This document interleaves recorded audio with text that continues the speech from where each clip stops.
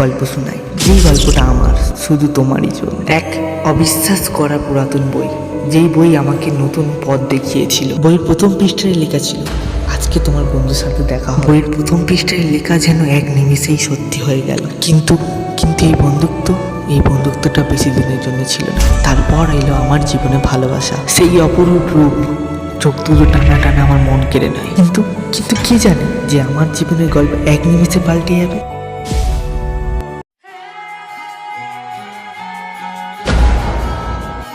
আজকে তোকে সব সত্যি কথা বলতেই হবে। বল।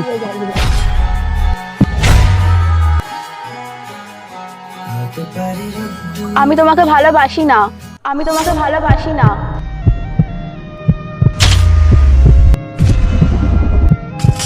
এই একটা কথা আমার জীবনের গল্পের মোড়টাই পুরো পাল্টে দিয়েছে।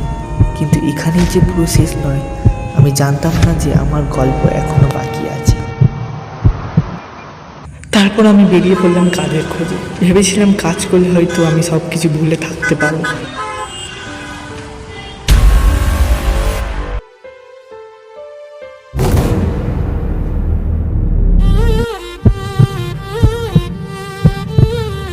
কিরে ভাই, তুই আবার এখন কার জন্য অপেক্ষা করছিস এখানে?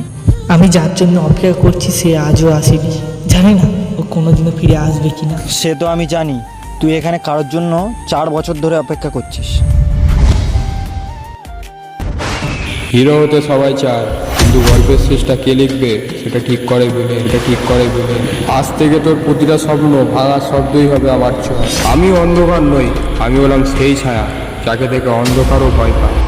না না, কোনো বিপদই আমাদের দুজনকে আলাদা করতে পারবে না। সে আসবে, তাকে ফিরে আসতেই হবে।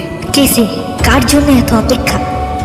দেখতে হলে চোখ রাখুন শুধু তোমারই জন্য। আসছে।